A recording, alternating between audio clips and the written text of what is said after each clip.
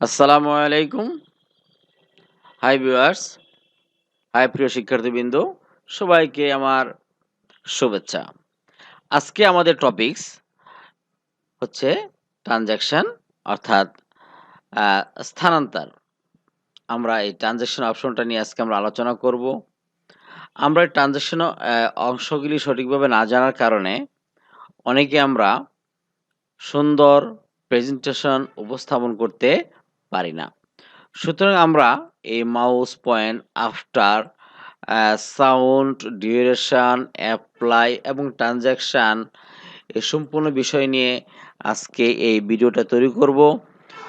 ভিডিওটা হয়তো একটু আ বড় হয়ে যাবে। আশা করি আপনারা সম্পূর্ণ ভিডিওটি দেখবেন এবং প্রেজেন্টেশনের ক্ষেত্রে আপনাদের অনেক কাজে লাগবে বলে আমি মনে করি। প্রিয় শিক্ষার্থীবৃন্দ, ওকে শুরু করা যাক।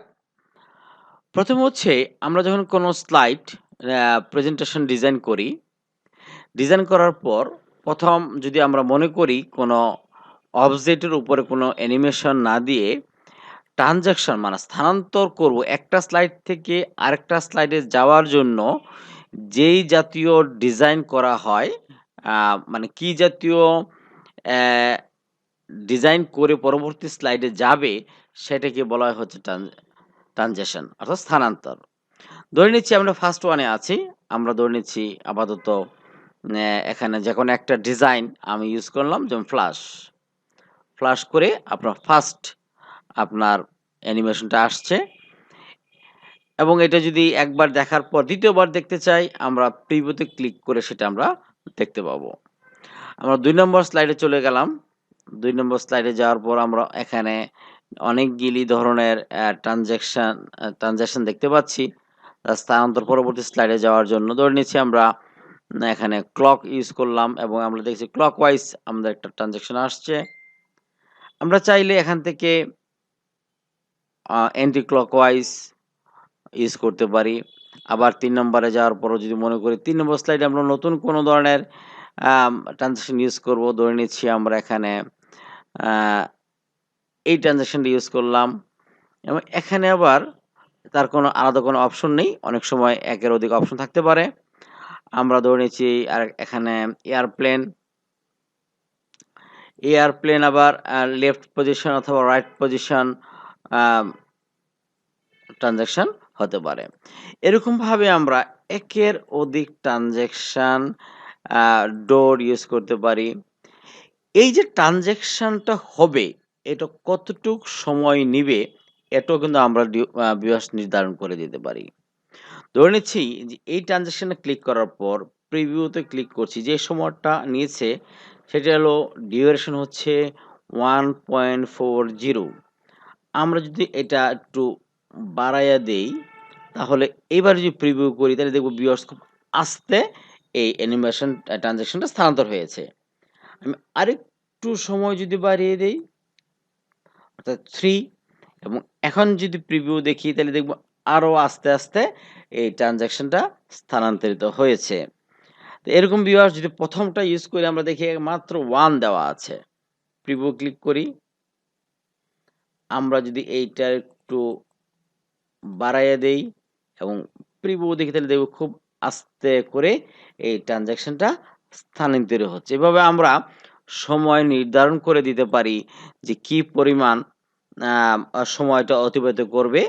তার মানে সবাই ভিউয়ার্স বুঝতে পারছি ডিউরেশন মানে হচ্ছে একটা ট্রানজ্যাকশন থেকে আরেকটা ট্রানজ্যাকশন হতে কি পরিমাণ সময় আমরা আ ব্যয় করব সেটা আমরা এর মাধ্যমে নির্ধারণ করতে পারি। এবং আমরা যদি মনে করি এই সময়টা প্রতিটা স্লাইডের জন্য এপ্লাই করা হবে, সবগুলি স্লাইডের জন্য এপ্লাই করা হবে। তাহলে আমরা এপ্লাই টু অল ইউজ করতে পারি। আমরা যদি এইটুকু লক্ষ্য করি তাহলে দেখতে পাচ্ছি এখানে যে মেসেজটা দিয়েছে, apply the current slide transaction effect. বর্তমানে যে ইফেক্টটা সিলেক্ট করা হয়েছে and timing setting to the inter presentation.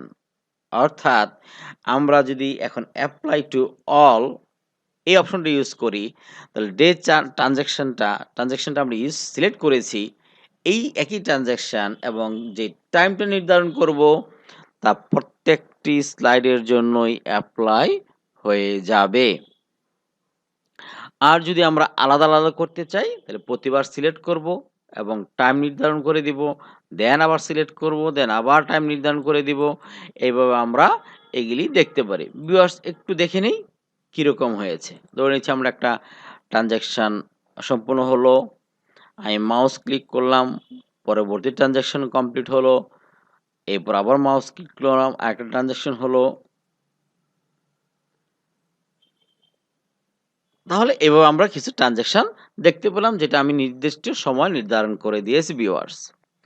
এবার আমরা যেটি নিয়ে আলোচনা করব সেটা হলো অন মাউস ক্লিক। যদি আমরা এই অবস্থায় আমরা ট্রানজ্যাকশন করি এবং পরবর্তী স্লাইডে যেতে চাই, তাইলে অন মাউস ক্লিক অর্থাৎ মাউস ক্লিক করলে পরবর্তী স্লাইডে যাবে।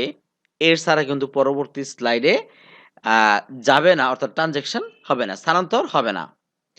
কিন্তু আমি যদি চাই মাউস ক্লিক উঠায়ে দেই, দেন প্রেজেন্টেশন করি, এক্ষেত্রে আমরা মাউস ক্লিক করলে কোনো অবস্থাতে ট্রানজ্যাকশন হবে না যদি না আমরা এন্টার প্রেস করি। এক্ষেত্রে তাহলে আমরা বুঝতে পারছি যে যদি আমরা অন মাউস ক্লিক উঠাইয়ে দেই তাহলে পরবর্তী স্লাইডে যাবে না। তাহলে আমরা যদি একটু স্ক্রিনটা দেখে এখানে একটু পড়ে নেই, যে on mouse click wait until a mouse click to move to the next slide. অর্থাৎ যদি মাউস ক্লিক সিলেক্ট করা থাকে তাহলে ক্লিক করে পরবর্তী স্লাইডে যাওয়া যাবে। ভিউয়ার্স একটু লক্ষ্য করি, যদি আমরা আফটার ইউজ করি, অর্থাৎ এই স্লাইডে সিলেক্ট অবস্থায় আফটার ইউজ করি এবং নির্দিষ্ট একটা টাইম অর্থাৎ 2 সেকেন্ডস আমরা সিলেক্ট করি, দেন যদি ভিউ করি, তাহলে আমরা দেখব যে স্লাইড ট্রানজ্যাকশন হয়েছে এবং ঠিক 2 সেকেন্ড পরে অটোমেটিক্যালি পরবর্তী স্লাইড ট্রানজ্যাকশন হয়েছে। কিন্তু যেহেতু আমরা ২ নম্বর স্লাইডে আর কোনো আফটার ইউজ করিনি, তাহলে ২ নম্বর স্লাইড কিন্তু অটোমেটিক্যালি যাবে না যতক্ষণ না মাউস ক্লিক আমরা করব। কিন্তু আমরা এখনো যদি ইউজ করি যে হ্যাঁ, আফটার 1 সেকেন্ড বা 2 সেকেন্ড আমরা 1 সেকেন্ড দিচ্ছি। এটা মাউস ক্লিক উঠাই দিলাম, 1 সেকেন্ড দিলাম, ৩ নাম্বার আবার উঠাই দিলাম, আবার 1 সেকেন্ড ইউজ করলাম। এখন যদি ফার্স্ট স্লাইড থেকে আবার আমরা ট্রানজ্যাকশন করে F5 দিয়ে ওটা বড় করে দেই, তাহলে দেখব অটোমেটিক্যালি কোনো এন্টার অথবা মাউস ক্লিক ছাড়াই একটার পর একটা স্লাইড অটোমেটিক্যালি স্থানান্তর হবে যতগুলো আমি সিলেক্ট করেছি। একটা সময় গিয়ে আর হবে না, যেহেতু ভিউয়ার্স আমি বলে দিয়েছি যে ওখানে আর অন মাউস ক্লিক অথবা এন্টার না দিলে যাবে না। যেমন এখন মাউস ক্লিক করেছি, পরবর্তী স্লাইড গুলোতে আমরা সহজেই মুভ করতে পারলাম। তাহলে ভিউয়ার্স আমরা এই মুহূর্ত পর্যন্ত আমরা transaction, effect, apply, duration, on mouse click এবং আফটার সম্পর্কে বিস্তারিত আশা করি আপনারা বুঝতে পেরেছেন। এইবার ভিউয়ার্স চলে আসি আমরা সাউন্ড। সাউন্ড আমরা কখন ব্যবহার করি বা কিভাবে ব্যবহার করি ভিউয়ার্স।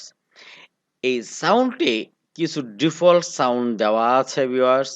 আপনারা যদি এই সাউন্ডটা ইউজ করি, তাহলে আমরা যদি ভিউ করি সাউন্ডটা ইউজ করে একটা সাউন্ড তৈরি হবে এবং আপনারা সেটা শুনতে পেয়েছেন নিশ্চয়ই। কিন্তু আমরা যদি চাই এখান থেকে আদার সাউন্ড ক্লিক করে অন্য কোনো সাউন্ড আমরা ইউজ করতে পারি, তবে এক্ষেত্রে একটু লিমিটেশন হচ্ছে আপনাকে অবশ্যই ওয়েভ ফাইল দিতে হবে। আমি যেহেতু সাউন্ড এই মুহূর্তে আসলে কালেক্ট করে রাখিনি ভিউয়ার্স, পরবর্তী ভিডিওতে আপনারা যদি প্রয়োজন মনে করেন সাউন্ড নিয়ে একটা ভিডিও তৈরি করতে, আমি করে আপনাদেরকে দেখানোর চেষ্টা করব। আজকে এ পর্যন্তই। যদি ভিডিওটি ভালো লেগে থাকে এবং নতুন, নতুন ভিডিও পেতে চান এই চ্যানেলে, তাহলে আপনারা অবশ্যই সাবস্ক্রাইব করে রাখবেন। আমরা এই চ্যানেলটি করেছি অলরেডি স্টুডেন্টদের জন্য সিলেট টিটিসির পক্ষ থেকে, অর্থাৎ এখানে Microsoft Word, Microsoft Excel, Microsoft PowerPoint এবং সমসাময়িক কম্পিউটার যে প্রবলেমগুলি আছে সেগুলি নিয়ে এখানে আলোচনা করা হবে। আশা করি আপনারা সাথে থাকবেন। ধন্যবাদ সবাইকে। পরবর্তী ভিডিও পাওয়ার জন্য। আসসালামু আলাইকুম।